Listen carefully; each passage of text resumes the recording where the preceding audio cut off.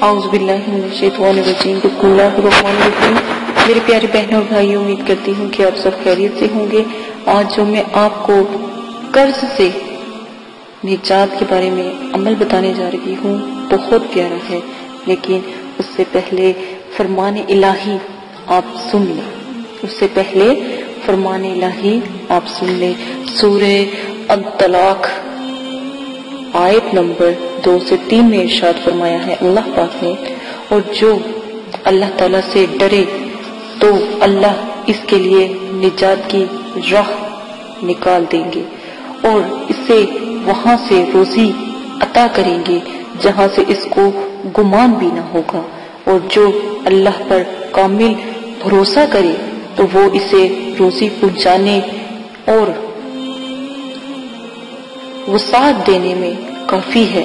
बेशक अल्लाह ताला अपना काम पूरा करने वाला है। बेशक अल्लाह ताला ने हर चीज का एक अंदाजा मुकर्रर कर रखा है। इसी के साथ आज जो मैं आपके साथ नायाब वजीफा आज आपको बताऊंगी, मेरी ये रिक्वेस्ट है कि आप लोग जरूर करें। कर्ज के लिए करें, कारोबार के लिए करें, मुश्किल के लिए करें, बहुत से तरीके इसलिए इख्तियार कर सकते हैं, बहुत नायाब है। इससे पहले एक छोटा सा मैंने रिक्वेस्ट आपसे करनी थी, या सोचें अपील है कि मैंने एक कोर्स रखा है बहनों के लिए, सिर्फ बहनों के लिए, क्योंकि मैं जालिम नहीं, मैं अपने रब से कैसे न डरूं, ठीक है ना।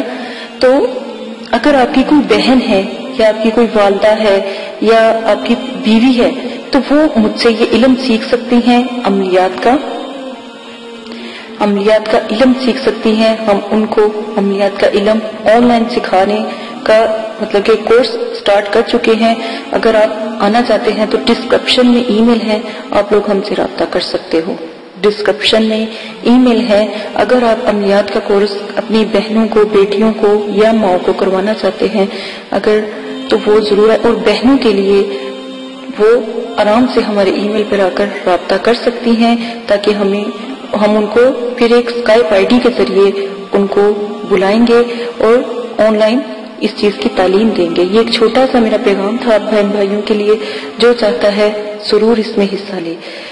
आज जो मैं अमल आपको बताने जा रही हूँ, दरूद इब्राहिमी 11 मरतबा आपने पढ़ना है, या कोई सा भी दरूद आप याद कर लें, या फिर सल्लल्लाहु अलैहि नबी उम्मी ही पढ़ लें, कोई छोटा सा दरूद पढ़ लें, लेकिन दरमियान में सूरह नस्र 41 मरतबा पढ़कर जो भी दुआ मांगोगे, अगर तो कर्ज है, बहुत ज्यादा कर्ज है, तो यकीन माने अल्लाह ताला उससे निजात अता फरमाएंगे और आसानी से कर्ज भी आपका अदा हो जाएगा। लेकिन आपको पता नहीं लगेगा कि ये कर्ज कैसे अदा हुआ।